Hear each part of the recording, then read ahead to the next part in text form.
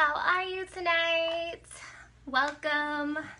I was gonna say for those who don't know me, but then I realized I was on Facebook and not YouTube.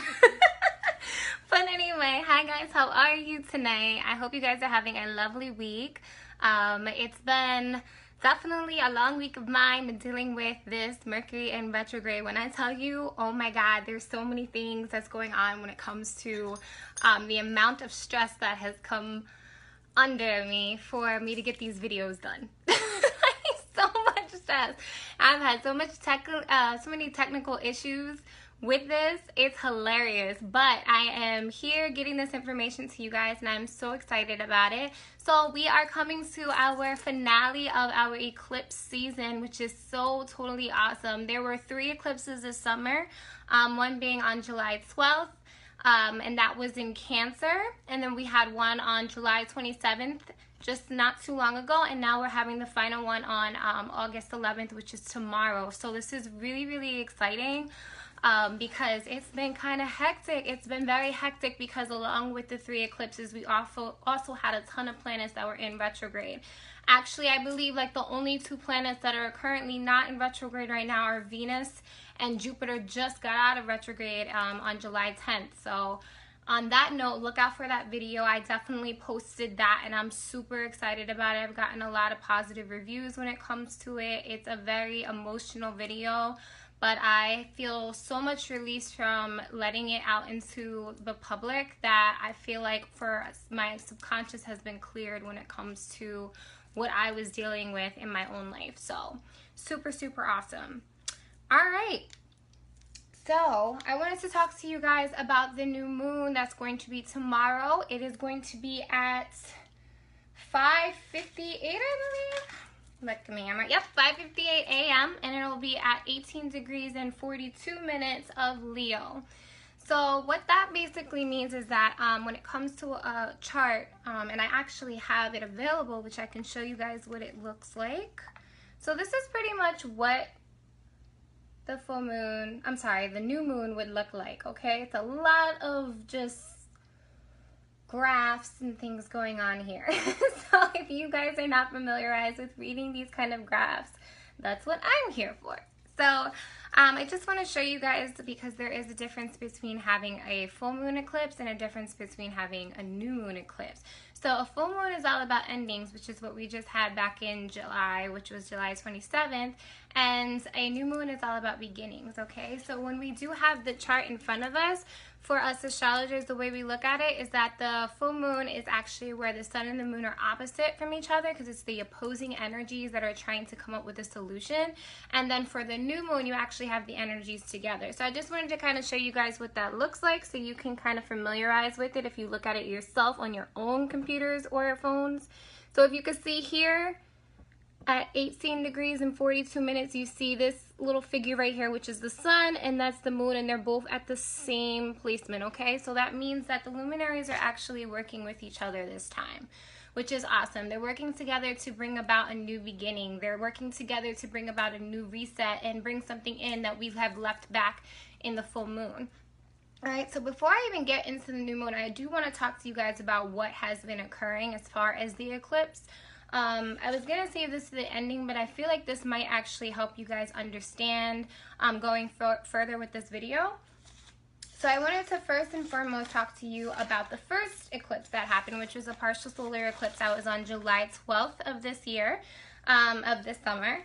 And it was pretty much an offering. So what that means is that anytime you do have a new moon, it's a gift, it's an offering, it's the elements of life bringing you something new into your life. And yes, ultimately it does cause change, but in order to change, there needs to be change. And for some people that might be more uncomfortable than for others.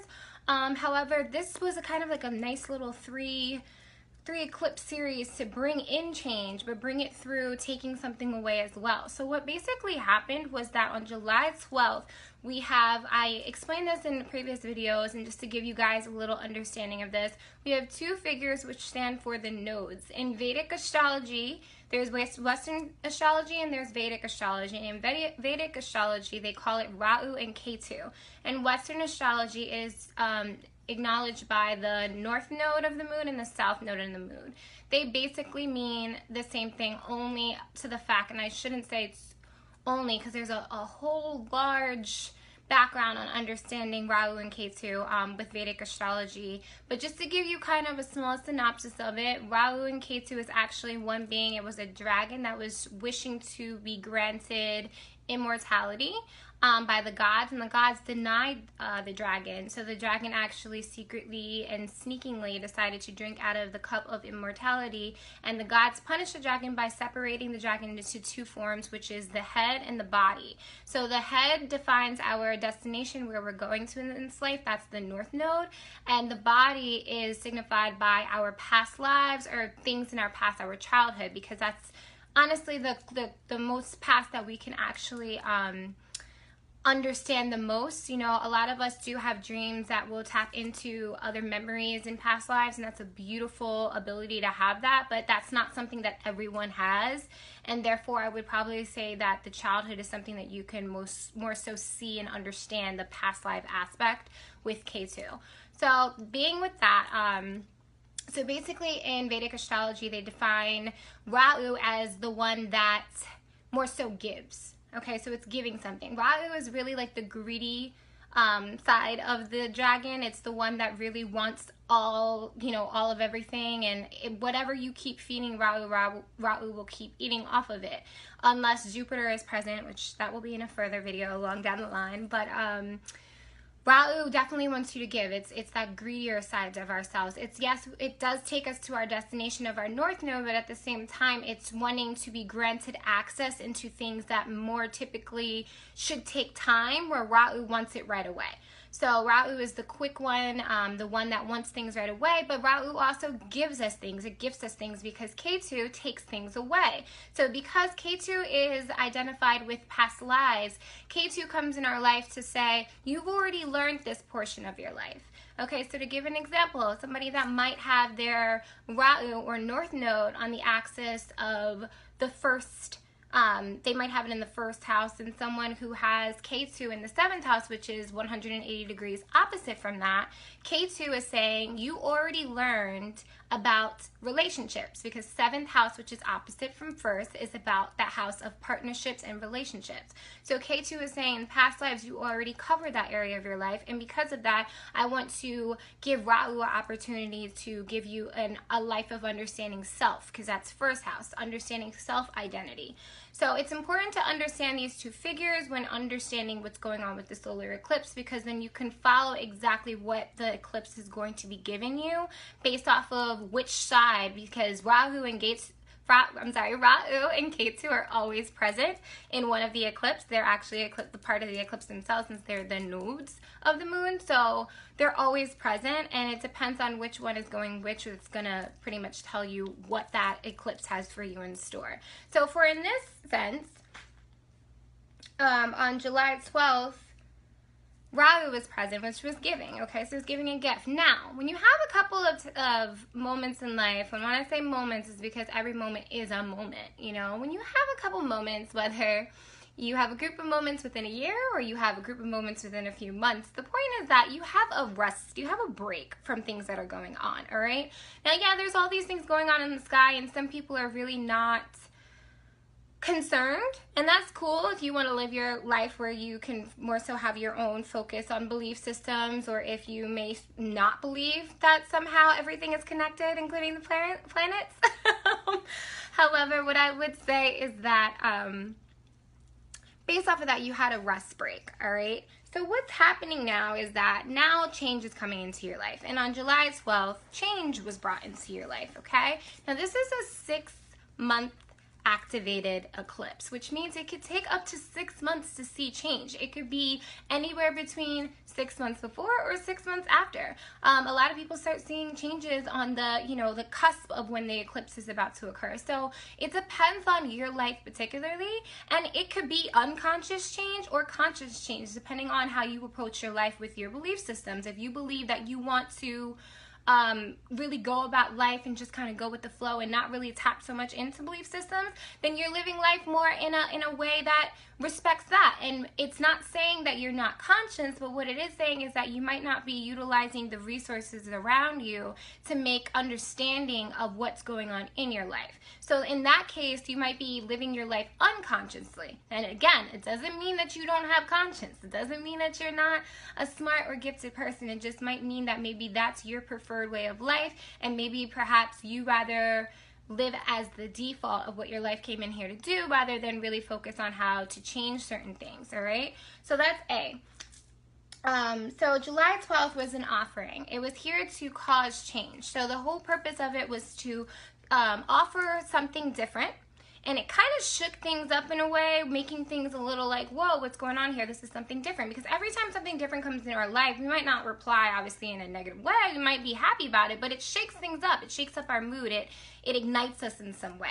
So keep that in mind, okay? Now, with July 12th being the new moon in Cancer, we had a lot of, especially with this entire season, actually, we've had a lot of examples in our life to be able to kind of balance out the idea of private life, what we have in our mind, our emotional needs, versus like our public life, versus our career. Okay, so we had a lot of theme. That theme was really major between these last three eclipses, because the first two eclipses had to do with those signs of Cancer and Capricorn, where Cancer is more focused about the home, with the needs of what you need inside of your mind, your emotional needs, okay? Relationships, even with mother or even with women, you know, a lot of this summer really had to do with that as well. If you had a reconnection with, you know, your mother's side of the family, or there could have been, unfortunately, a death on your mother's side of the family, or there could have been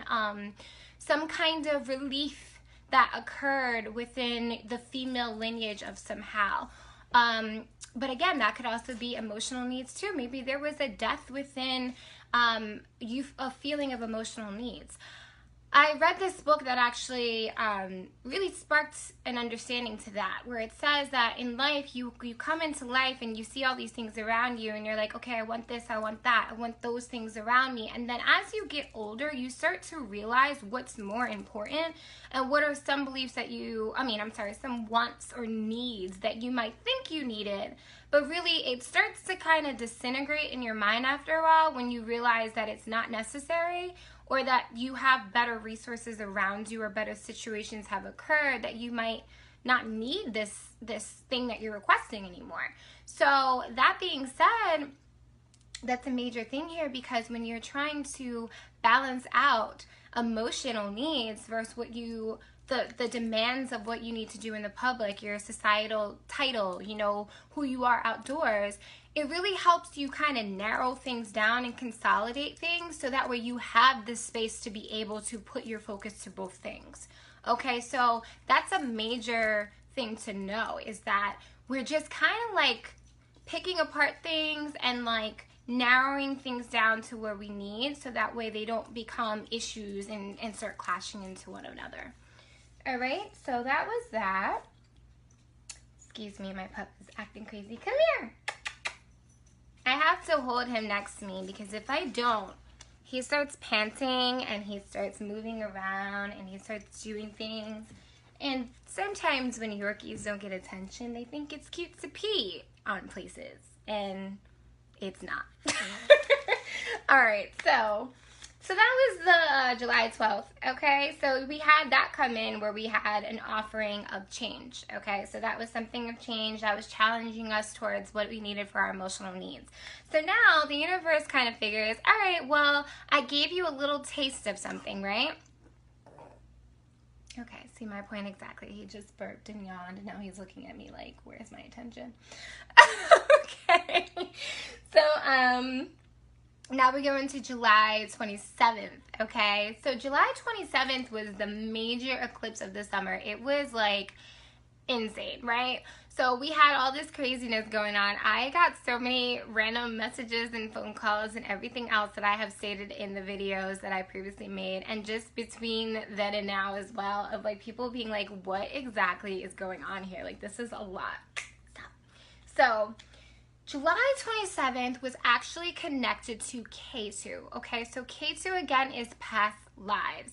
Major, okay? It was very closely conjunct. On top of that, it was a total lunar eclipse. So total lunar eclipse means that it was completely blocked out. There was a complete block of the sun, okay? So like you didn't see it at all, it went away, and that was it. In partial solar eclipses or partial lunar eclipses, you will see areas of the sun poking out. But with a total lunar or a total solar eclipse, you don't see anything, okay? There's nothing there. And well, you see it, but it's gone, and then it comes back. We should say that. Okay, so that's like a complete reset. And being that also has to do with Ketu, within the next 6 months, we're gonna feel like there's a really, really heavy side of us just dying, like completely gone. It's going away. It's starting to cave and just go off, and you could reach for it as much as you want, but it's not going to come back. And really what that is it's a part of you that needed to go. Okay, you needed to shed that part of yourself, because in order for you to take form and transmute into something more powerful and beautiful, and take into, you know, step into the body, right? Step into the body. When I say body, I mean like even think maturity as you age, right? You're constantly aging, but it takes mentality to understand that age. Right? It'd be really funny to see someone who was 5 years old in somebody that was 96-year-old's body. They wouldn't really know what to do, because a 5-year-old is concerned with running everywhere. You know, so it's like, I can't even really move. I have to, what am I supposed to do? You know, it's a restriction that's there. So you have to think about that when it comes to change, because change is really important. Like, you have to grow and mature with what you're given. So this is giving you the ability to step into that figure, okay? Our temple that we're housed in, our soul is housed in, is a gift to secure our consciousness. But at the end of the day, like, at the same token, it's so important to also have that alignment, or else there's going to be some struggles with that too. So it's really important to understand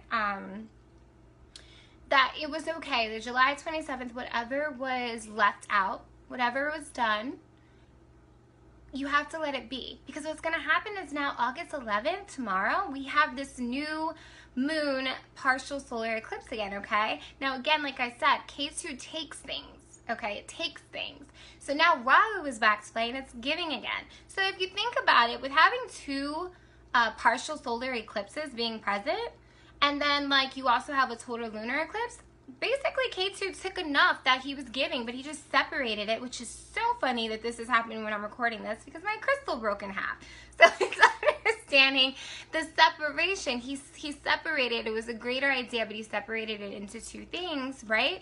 Two new beginnings that you get to now experience, which is awesome, because now you have so much in your life that's changed that you get to work with in order to elevate into the true soul that you can be. All right, so along with that too, I wanted to mention, just to kind of give you guys an understanding of that as well. So you had the new moon that was July 12th, right? You had the new moon that was there. Then you had the full moon that was on July 27th. And during that time, and oh yeah, you'll have the new moon tomorrow, but realize during that time, you've had one major death to something, two new beginnings, and you've had, like, literally, you've had retrogrades that have helped you with this entire situation, right? So you have to think of what the retrogrades, what they brought into your life. So the retrogrades were bringing reflection in these certain areas. So you have Mars with action, right? You have communication with Mercury. Okay, so now that's thinking about your communication. You have, let's see, there's no Venus in retrograde right now. It will be starting in October though. But then let's say you have, what was next? Yes, discipline with Saturn. Okay, then you have rebellion and change, breaking through, breaking out of that, whatever you restricted yourself previously from, right? That's Uranus. Then you have your separation from illusions with Neptune, okay? Because when Neptune is going direct, it's easy for us to kind of cover things over with a fog. It's very easy to do that. Whereas with Neptune being in retrograde, it's now bringing back those curtains so you can really see what is an illusion to you and what you need to confront yourself with, like the issues that might be there, or whatever you're kind of like, you want to like just I want to unlimitedly love this, knowing that there might be something there that's behind it that might not exactly be what you should be putting your energy towards, right? So you have that. And then Pluto is all about our desires, transformation, death, and rebirth. So you also have reflections when it comes to that too, right? So having 3 major eclipses, with one being like the most powerful eclipse in the last 120 years, and then having all those opportunities to reflect on all of those areas that I just mentioned, that is major. For you to survive this summer, you should totally be proud of yourself that you were able to stand, you know, to all of these things going on. There was a lot of energies being thrown away around, and it's just, to make it this far is awesome. So you guys are doing a really good job. So on top of that, then we also have, so I said the July 27th was also about emptying our cups, okay? So when I say emptying our cups, in tarot, we actually have the different suits, the 4 suits, right? You have the swords, you have the wands, you have the cups, and you have the pentacles, okay? Cup stands for emotions. It stands for, even when you think of like anything that has to do with the moon, right? Because when you think about it, the moon really controls seawater, okay? And we have, and when I say seawater, I'm meaning like salt water, because that's what's in the sea. And we have water within us, but then when we cry, we're crying salt. That's pretty much it. We're crying electrolytes, however you want to put it, okay? So it's the same concept. So we're now emptying out our cups. We're emptying all these cups out, because in order to really be able to pour more information and more consciousness, which is water, we have to have empty cups, or cups that have some room to take in that consciousness, right? So we're dumping out all the things from the past, getting rid of them. Once we get rid of them, we have areas in our life where we can go ahead and collect more. So that's basically what the July 27th was all about, that eclipse. It was about letting go of things that are just overdue. They're just done. Just let them go. Now we have this new moon solar eclipse. So the new moon solar eclipse is basically asking us the question, are you ready for this gift? This second gift. This is part 2 of your gift now. Are you ready for it? Because I gave you part 1, and then I took something away. I kind of said, like, the universe is smart. It's like, let me give you a little bit just so you could see I'm on your side, and then let me take away some stuff that you don't need, and then let me go ahead and replenish it with something even brighter. Something that's ready to shine in your life, right? Because you think solar, something that's shining in your life. All right, so this is major. This is part 2 to that. And that being said, let's get into understanding this beautiful new moon. All right, so that was part 1 of our introduction. I'm going to break this apart because there's a lot going on in one introduction. So I'm going to now end this, and I'm going to come right back on, and we're going to discuss exactly what the solar eclipse has in store for us, okay? And then after I'm done with that, I'm going to do the same thing that I did last time, where I'm going to go over every rising sign and how it's going to affect you personally, okay? Again, it's very, very, very, very, very important to understand exactly where the degrees is in your birth chart. So just because you are a Pisces ascendant does not mean that you are going to have it in the same exact house as a person that, you know, most or the majority of people that have Pisces ascendant, because your chart might be a little bit different, a little bit off of its I don't want to say balance, because it's not off its balance, but I would say it's not exactly aligned, okay, with exactly where it would be strictly every first, second, third house, etc. is all exactly the same as anyone who has a Pisces ascendant, okay? So if you have any questions with this, what I would like you guys to do is find your birth chart. You can get your birth chart at Astro, which is ASTRO .cafe, like coffee, so astro.cafe astrology.com. And I hope you guys know how to spell astrology. I could spell it, but it's ASTROLOGY, okay? So astro.cafeastrology.com. You go to the area where it says free birth chart. You can click it, put your information in. You need your birthday, your birth time, and your birth location. And once you do that, then you can find out your birth chart, okay? It'll show you a little graph at first. If you scroll all the way up, okay, or all the way, I would say down, but it's weird how it's situated where you kind of have to go up then you'll see your circular graph at the bottom. And what you're going to do, I'm going to show you guys on here so you're not confused, okay? What you're going to do is you're going to count from where, let's see, where Leo begins, right? So Leo begins over here. And you're going to count.